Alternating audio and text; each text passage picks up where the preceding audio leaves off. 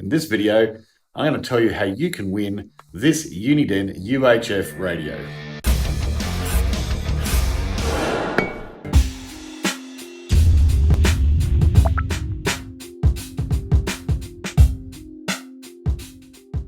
Welcome back to Jebri's Gibberish, and today I'm excited to tell you that we have got our first competition that we've done on the channel, and this here is the prize that's going to be given away after we've finished this series of videos on UHF CB radios.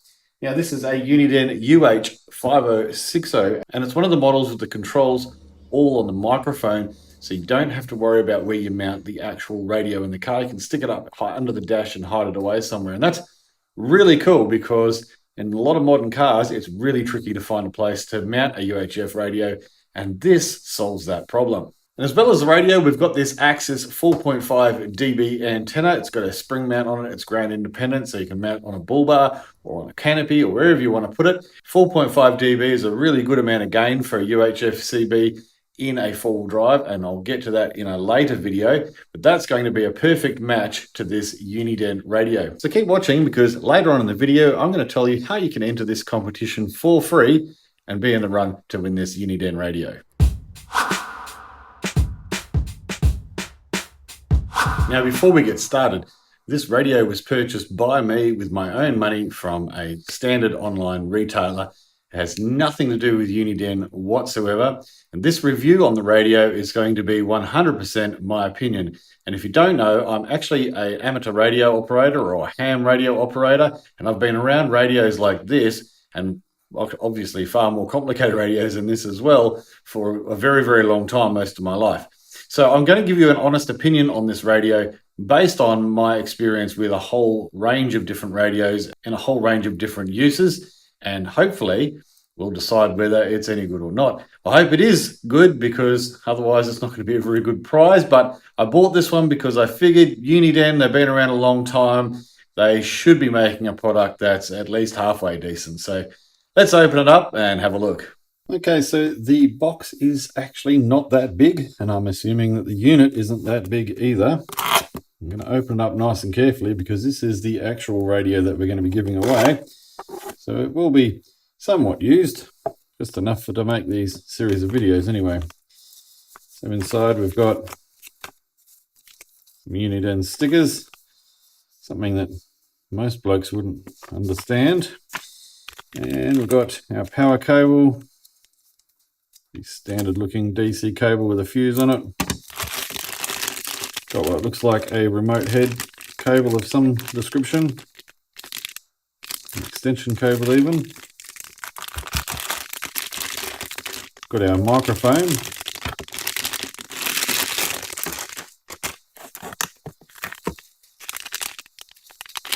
Some hardware for mounting the radio and the mic, I'm assuming, bracket.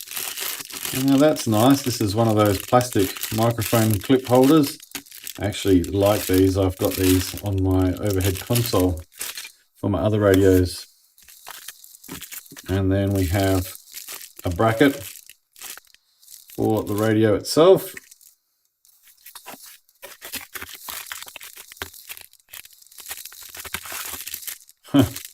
And here's the radio. Wow, it is absolutely tiny.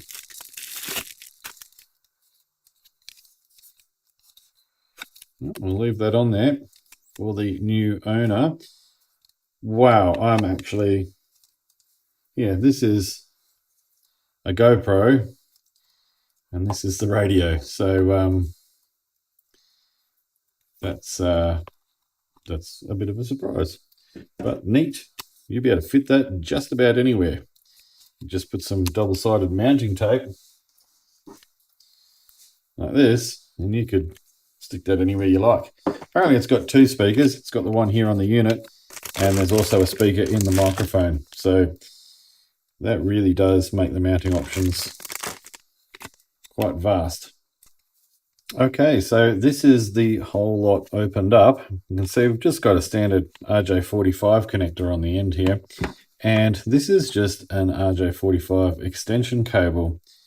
And this is, I am assuming, if you mount this under the dash, you will want to be able to plug this into here and then have that come out somewhere convenient, maybe in one of those blanking plugs you can buy, and then that will plug into the extension lead so that you've got that handy in the vehicle. On the screen here you can see this protective cover gives us an example of what we're probably going to expect. Looks like a reasonable screen. We'll turn it on in a second, find out, but it's nice that it actually puts the frequency on there as well. And the buttons look fairly straightforward. Power, DCS, CT, CSS, which we will talk about in a future video. And we've also got dual, which will be for duplex and simplex, again for a later video.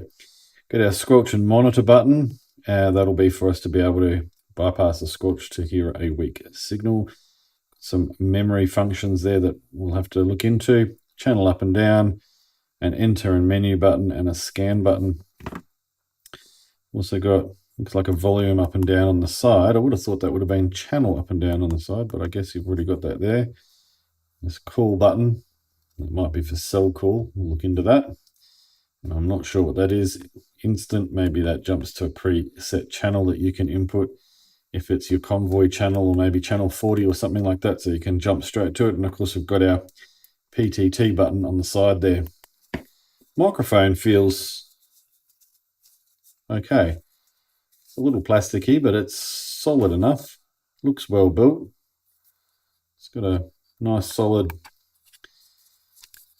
hanger on it. Cable is quite bulky and thick, but I think that's a good thing, and it's got a very nice bit of protection and strengthening around the end here, because that's the bit that normally flogs out on these things. PTT feels nice. Well, let's wire it up and turn it on.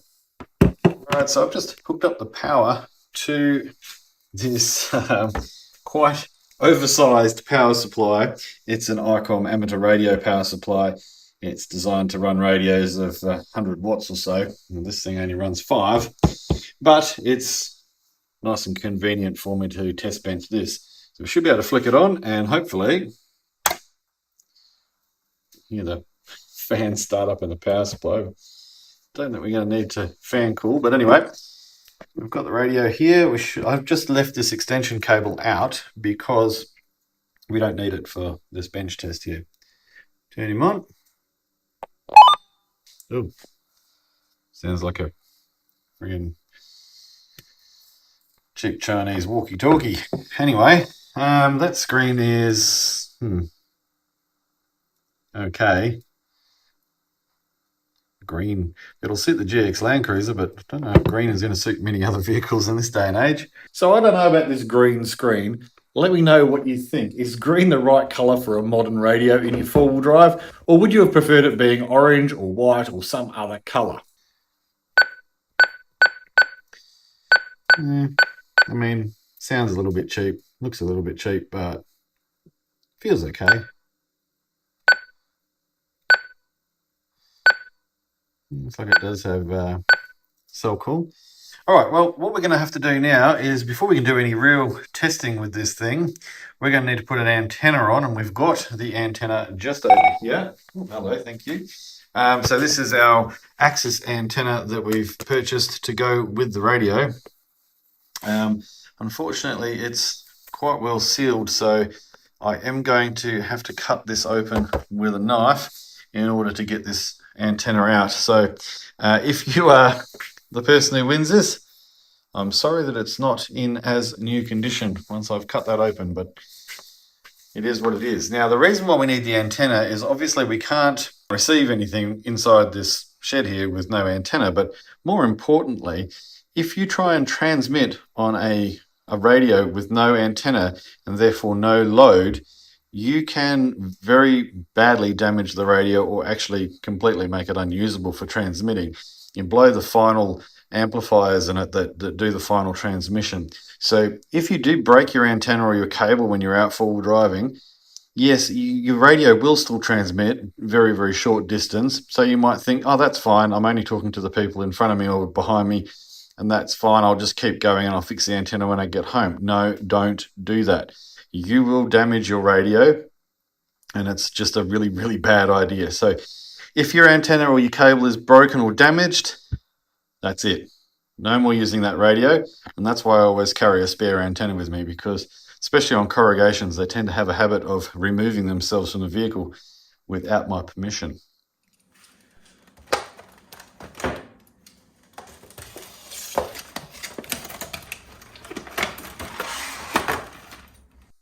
Okay, so here's the antenna. It's actually quite a neat little antenna. I quite like it. Spring base looks really nice, looks solid. We've got, it's probably like an SMA connector or something. This is pretty common now. This is your PL259. That's the, or what some people call a UHF plug. And it's pretty standard to go into the SO connector in the back there. But they're quite large and you can't get them through, through your firewall into your vehicle. So this is sort of how most antenna manufacturers do it now. They put this smaller connector on there so you can feed it through, and then you've just got this adapter that you just thread onto the end. Okay.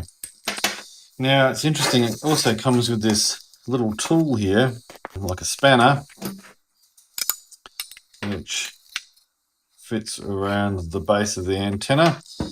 And it says, do not grab the top of the antenna and start trying to twist it to, get this tight on your bull bar mount there. So obviously that's what that is for. Interesting. Pretty cool.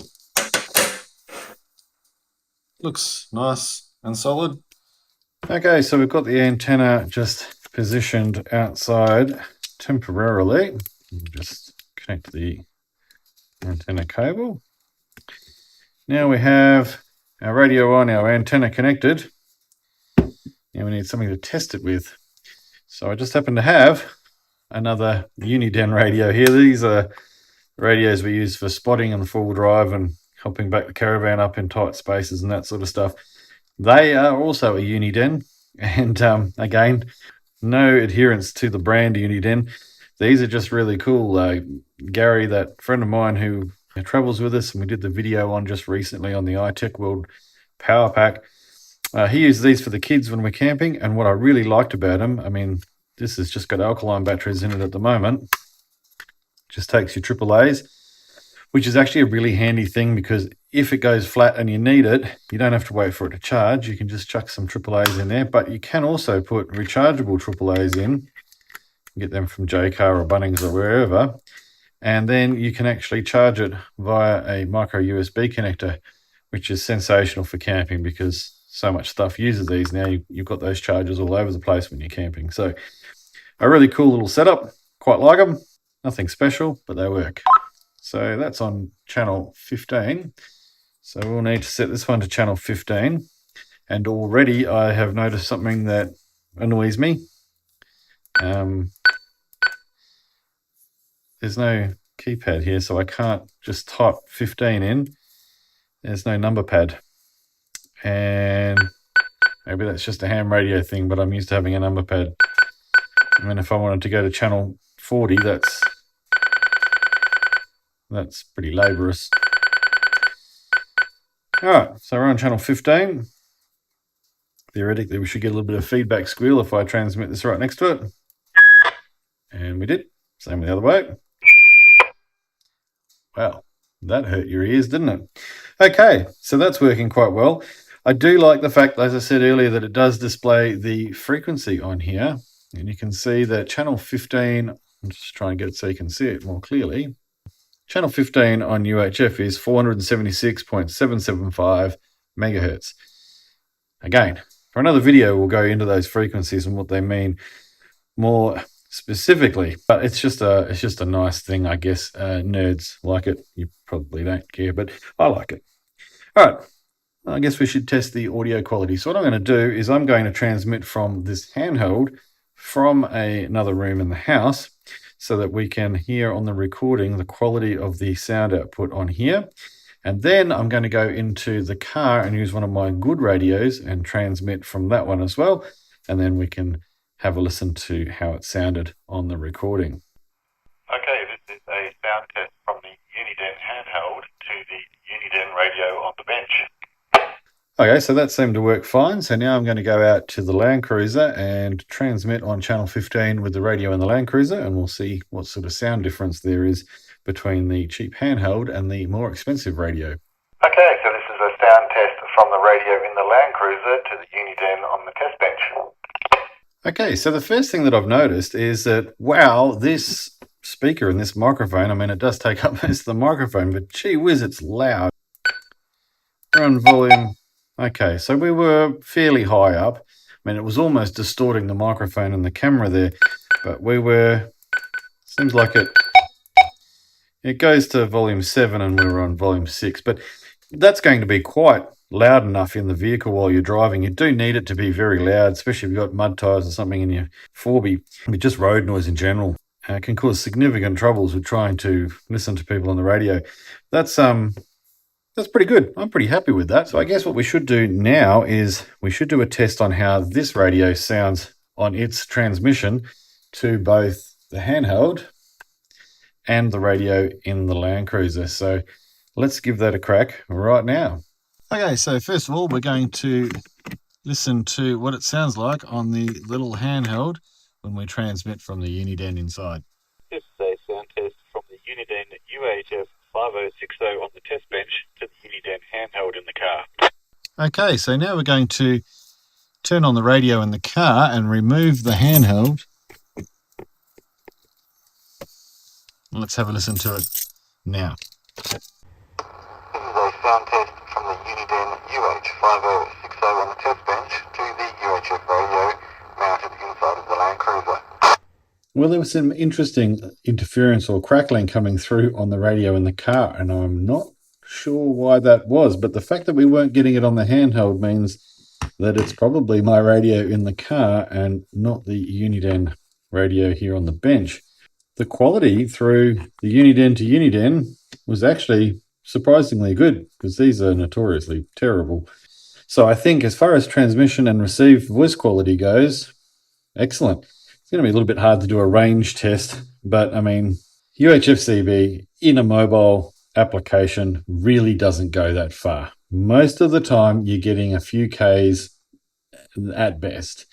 Now, obviously, if you're up on top of a hill and there's nothing in the middle between you and the person you're talking to, you could potentially get 10, 20 kilometers of range, but that's very rare in normal use. Normally, you're getting a few Ks and that's about it. Of course, you'll hear everybody tell you all the stories about how good their radio is. And because I've got an antenna the size of the Empire State Building, their radio is just amazing, and we'll get into that in another video as well, because that's nonsense. Usability-wise, the installation should be really good. Feels quite nice in your hand. The quality of the transmission and the receive was pretty good. I don't know, this feels like it should be the channel buttons and this like the volume buttons, but I keep going to change the volume and I keep changing the channel. So leave a comment below. Do you think that the controls for this radio should have been swapped around? Should the channel controls be on the right hand side here on the side of the microphone and the volume be these two arrows on the front of the microphone? Or do you think it should be the way that it is with the channel up and down on the front and the volume on the side? Leave a comment below, let us know what you think. I haven't noticed any way to lock the controls either, which means you could easily bump these when you're getting the microphone on and off the clip, especially while you're driving and you're not looking. So that could potentially be annoying, and you could stab that accidentally while you're grabbing it. A lock function probably would have been nice. We've also got the option for an external speaker here that's just a 3.5mm jack. So if that speaker and or that speaker are not good enough for you, then we have other options for an external speaker, which really makes this usable in almost any situation. So let's go ahead and have a look at some of the features. So this radio seems to have all of the basic stuff that you would need. We've got the ability to quickly change the squelch, which is really good. The squelch is basically what stops all of the radio static from playing all of the time. We can turn that off by using the monitor function by holding that squelch button down. Now you would do this if you had a really weak signal that you were trying to listen to. It's going to be very, very loud, but let's just push and hold and you'll see the squelch will be disabled until I push the button again. Okay, so that noise is what is actually happening all of the time. The squelch is blocking that out and waiting for a signal that's of a sufficient strength for it to break the squelch and let that come through the speakers. And so changing this squelch amount, we can decide how strong a signal we want to receive before the squelch is broken. So if we're just talking to someone who's in the car next to us, we might turn that right up so that it blocks out other people around. But there are better options for that, and that's in the DCS and CTCSS that we'll get into later. So we've got our memory button here now. You can see the little M at the top there. When we change our channels, that M is for our scan function. So if we've got M turned on, that's for memory, and that means that it will scan all of the channels with the M on it. So if I don't want to scan a certain channel, maybe I don't want to scan channel 40 because it's so busy with truckies, so I could turn the M off on channel 40 and it would ignore it. Now, we've got two different types of scan. We've got the full scan like that, and we've got the group scan as well. So if I push and hold the scan button, see it goes into GS mode. And GS is group scan. Basically what happens with group scan is it looks at your priority channel after every scan of another channel. So every time it scans a channel, it then goes, checks your priority channel, and then goes back and scans the next channel, and it just keeps going ahead and doing that over and over. So that brings us on to our button at the top here. We've got two buttons. We've got our call button, which is cell call, and that's sort of going to go in with the DCS and CTCSS. Might do a whole video on these two, I think, later on, because that's going to be a bit too much for this one. We've got our instant priority channel button, which I've programmed to channel 40. So if I push that, it takes me straight to channel 40. And then if I push it back, it takes me back to channel 15. So if you were using 15 for your convoy, but you wanted to be able to get to channel 40 to talk to trucks and caravans and whatever else really quickly, you can have that button to do that for you, and that's good considering we don't have a numeric keypad there, and going up and down from between 15 and 40 would be quite onerous. So if we push and hold the dual button, we get into duplex mode. You can see dual has come up there, and that is what we use for repeaters. And when we're talking on repeaters, that will transmit on a different channel to the frequency that we are receiving on. So that's something I'll go into in another video as well. You can see now I've turned priority mode on. It keeps scanning channel 40 periodically. This is actually a great feature, because if you are towing a caravan and you're talking to people in your own convoy on channel 15, you can have it watching channel 40 like it is now. And if somebody tries to call you up on channel 40, it will switch over to channel 40 until they stop talking. It's a really, really good idea to have that if you are towing, and it's just handy to have in general. So I'm going to turn off duplex and put it back into simplex, which is just transmitting and receiving on the same frequency. And I'm going to turn group scan off, and I might even go ahead and turn priority watch off. So now we've got our menu options, which is our Roger beep, which you really don't want. That just beeps every time you transmit. We've got our screen brightness. You want that on high, I imagine, and contrast for the screen. And that's about it. There we go. There's actually not too much to this radio, which for a lot of people is exactly what they want. Okay, so let's just stop the video right here for a sec and tell you how you can enter the competition to win this Uniden radio. All you need to do is go to the link below and go to my website, where there is an entry form available. Just fill in your details there and enter in the entry code of Uniden. Now, there's going to be a different entry code for every video that I do in the UHF radio video series, and you'll be able to enter multiple times using the multiple different entry codes. There's also going to be entry codes posted on our Facebook and Instagram pages, so follow and like those pages for extra chances to win. Our Patreon members will get extra codes on every early release video that you see on the Patreon page on the UHF radio series. So you'll also get some additional chances to win. The terms and conditions are also in the description below. There's a link to my website with all of those there for you to read if you would like to. We will be doing the final draw for the competition a month after the last UHF video goes live on YouTube. So go ahead, like and subscribe to this video, leave a comment below, follow us on Instagram and like our Facebook page, and you can get yourself this radio if you're the lucky winner. Overall, I think that's a really, really good option. If you have a four-wheel drive or if you're just towing, even if you want to use it on the farm in a tractor or whatever, looks like a really good unit. Well, I hope you like the video. I hope you like the radio. Get down there into the comments, follow us on Instagram, like our Facebook page, subscribe to the channel, and we'll see you in the next one.